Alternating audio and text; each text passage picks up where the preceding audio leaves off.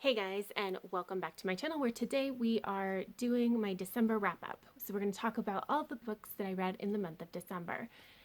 And actually, I read 7 of them, which is way more than I was expecting. I was kind of expecting to squeak by with just like 1 or 2, like the ones that I had to read. But no, I actually read 7, so that's awesome. But let's go ahead and jump right in. And the very first thing that I read was Superman Dawnbreaker by Matt De La Peña. This is one of the books in the DC Icons series. So it is a young adult Clark Kent story where he is in high school and weird things start happening. So he investigates them with his best friend Lana Lang. And then they kind of discover that bad things are happening and they decide to try to put a stop to it. Very typical Clark Kent story, right? 2 things that I need to warn you about. First of all, this is a young adult story, and it is on the younger side of young adult. So if you want really complex, nuanced writing about Superman, you're not going to get it here. The other is that this is a Superman story. Superman, by his very nature, is kind of this overpowered superhero who also happens to be really smart. If that's not your thing, if you like a few more weaknesses in your superhero, you should probably go elsewhere because this is a very typical Superman story in that sense. So, there were a few things that I thought were really well done in this particular book. So, some of the hinky things going on had to do with the large population of Hispanic immigrants that they had, specifically mostly Mexican. So we did dive into some of those topics of immigration and immigration law and policy and how some of it is all very racist. We stayed fairly on the surface of this because it is on the younger side of young adult, but we did talk about it and I thought that was really cool. I like that in the beginning, Clark Kent does not know he's an alien. And so we get to watch him discover that he's an alien. And I thought that was also really cool. His struggles are really just mental kind of struggles, like the fact that he doesn't fit in, but he really wants to, and he can't quite manage it. The fact that he has to be very, very careful with other people. He's got like a competitive streak a mile wide, and he has to be really careful so that he doesn't accidentally break people with his super strength or super speed. So I thought that was really cool. I did like that part of it. But I do think because this is on the younger side of YA, I do think that the characters were fairly underdeveloped.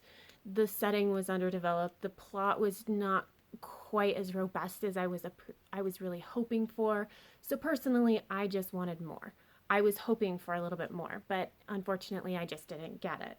And then the other major thing was that even though there's quite a bit happening, the pacing of this is very slow, like surprisingly so.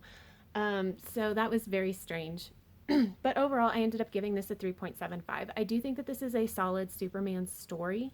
And it introduces things that I haven't seen in a Superman story so far, and I was really glad for that. But the execution of it was just a little bit off. And then the last thing I need to say about this is that the author, Matt De La Peña, has been accused by multiple people of sexual misconduct. You can go ahead and search if you're interested exactly what's going on, but I do know that for some people that is a deal breaker, so I wanted to make sure y'all had all the information you needed. But there you go. After that, I finally finished Fantasy Magazine's special issue, People of Color Destroy Fantasy. I started this in November and it took a while to get through this, but honestly, it was really good. I really appreciated every single story that we had in here, even the ones that didn't really work for me. I could still appreciate something about it, which I think is really, really good for a short story collection. My favorites were Red Dirt Witch by N.K. Jemisin because how she turned those tropes on their side, I just adored. The Things My Mother Left Me by P. Jelly Clark was also really good. It's like the origin story for this character, and now I want to read all the things about this particular character. And then the last one was Eyes of Carven Emerald by Shweta Narayan, and you guys, This is a weird one because as I was reading it, the story itself really wasn't working for me. I did not love it. But then I got to the ending. And you guys, I'm still thinking about that ending. So I guess overall it kind of worked for me. But I did at least want to point that out, that yes, I am still thinking about this ending. And then at the back, there were a bunch of nonfiction essays, and the one that stood out to me was We Are More Than Our Skin by John Chu. And I just really appreciated the point that was being made. It really stuck with me. Also, as a side note, I really appreciated that he used plain language in his essay. It made me happy. But yeah, the point was, I really appreciated that. And then from this, part of the reason that I wanted to read this is I wanted to find more authors of color to kind of check out. So from this, I am going to be looking into N.K. Jemisin. I'm actually going to read a book by her later this month. P. Jelly Clark, and then also Darcy Little Badger, because I didn't mention her short story as one of the best. I believe it's called Black Bear Regalia, but I kept thinking about that writing style and I really appreciated it. And so I'm going to check out her full-length novel, Alatsoe. So I think that this was very successful and very well done.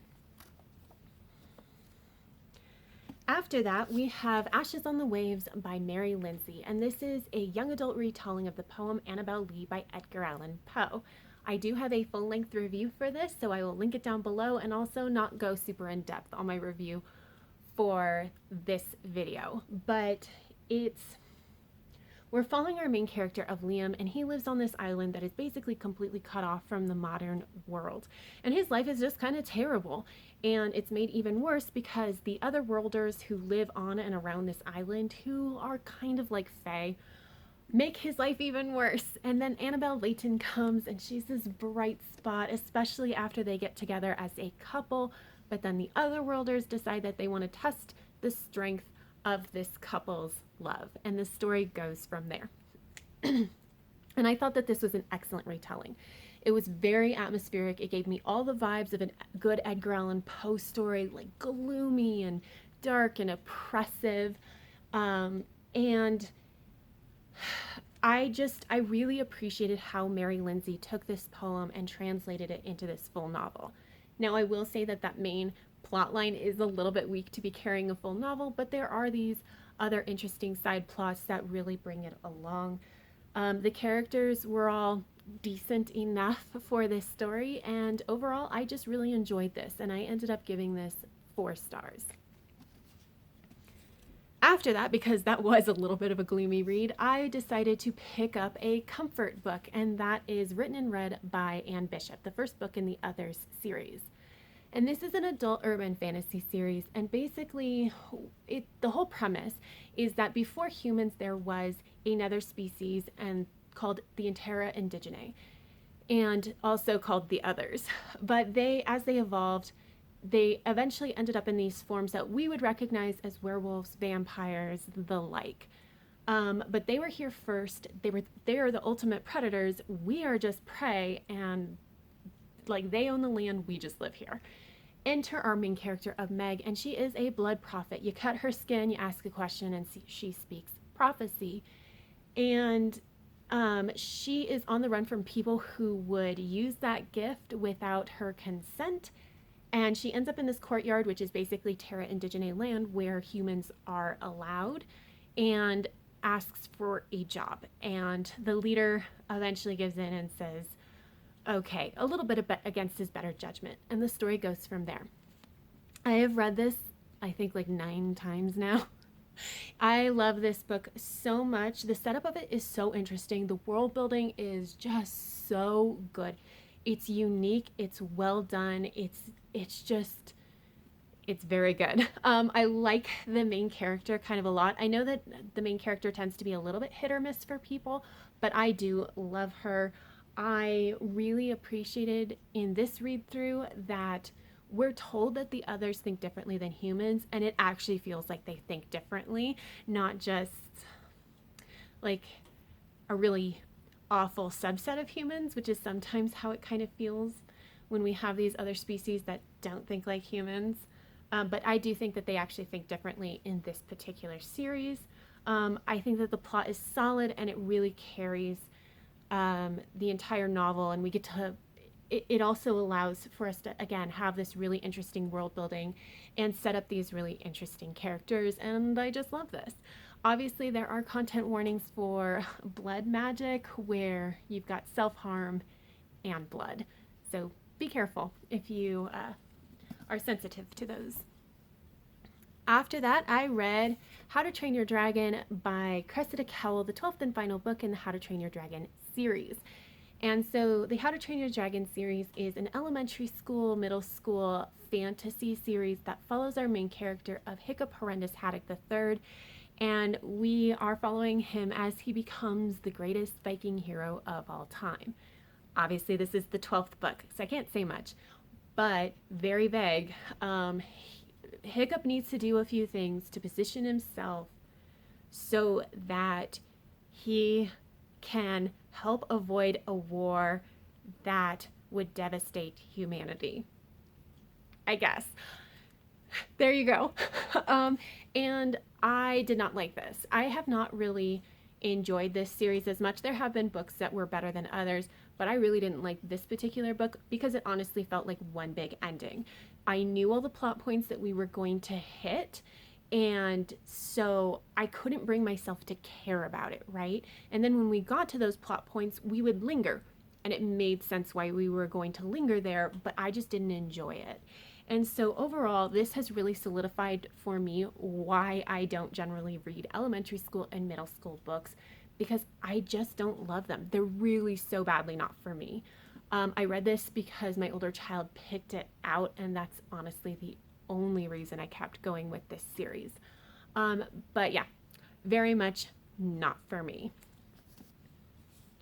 After that, I read Tricks for Free by Seanan McGuire, the 7th book in the Encrypted series. So the Encrypted series follows, or is an adult urban fantasy series, and we follow a family of cryptozoologists as they study and liaison with and sometimes kill the monsters in this world that we don't even know exist. Enter this story. Our narrator for this one is Antimony, since they do skip around. But it is Antimony, or Annie, and she is on the run, trying to stay in hiding so that a large group of people don't try to kill her or find her family through her. And she ends up in an amusement park, and the head of the amusement park is this group of people who really want her on their side, and so she's trying to toe the line between not getting killed by this group of people at the amusement park and also staying in hiding so that she doesn't get killed by the other group that's after her, and just everything kind of goes from there. So I will say that I like this book. It has a very solid plot. I do really like Antimony. I like the side characters. She's kind of gathered together this band of misfits, which is really fun. I love that she makes these pop culture references. It's all just very fun, right? But I am figured out why I don't connect with this series as much as I do Seanan McGuire's other urban fantasy series. And that's because this is very linear. So it's like the first half, we were setting up all these dominoes, and then in the second half, we just kind of watched them fall. And it was well done, and the universe is expansive and all this stuff, so it still is a really fun novel, but it's not particularly complex. I don't feel like it's very layered. It's just good fun, right? And so even though I really like it, I don't love it with an unholy passion like I do the October Day series, and that is why. I still very much think it's fun. I still very much am enjoying my time with this series. But yeah, not my absolute favorite. And then the last thing that I read is This Is How You Die, edited by Ryan North, Matthew Bennardo, and David Malki. And this is the second book in an anthology series. And every story in this anthology series has the same premise, that there is a machine of death where you give it a sample of your blood, and it tells you how you're going to die.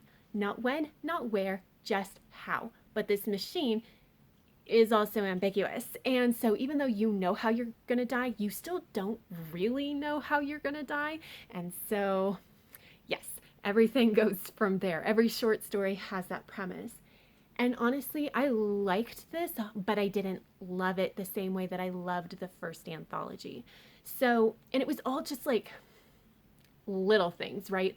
Like a lot of the stories I found were a slight step down in the quality of writing. There were some stories that I felt had the same point, and so it felt a little repetitious, where I never felt that with the first anthology. I thought some of the stories were a little predictable, so I got to the ending, I was like, yeah, exactly like I thought was going to happen. I thought at least a few of the stories had no point. Um, and like a couple of the stories messed with this premise of not knowing when you're going to die. And a couple of them, like they had a point, and I didn't love it, but I saw the point, so I accepted it. But at least one of them, there wasn't a point, and it really bothered me that they messed with the premise like that, which is possibly just a very personal thing. But like, so all of that is just kind of little stuff. So it just meant that altogether, I just didn't love this in the same way. The thing that I do think that this one did much better about is that it had much more diversity of stories, diversity of cultures. And so it was really cool to see that in these stories. And overall, I ended up giving this a 4.25 stars. But that is it, you guys. Those are all the things that I read in the month of December. Comment down below if any of these have piqued your interest, or if you've read any of them, come talk to me about it. But other than that, that's all I have. So give this a thumbs up if you liked it. And until next time, have happy reading, and I will see you in the next video. Bye.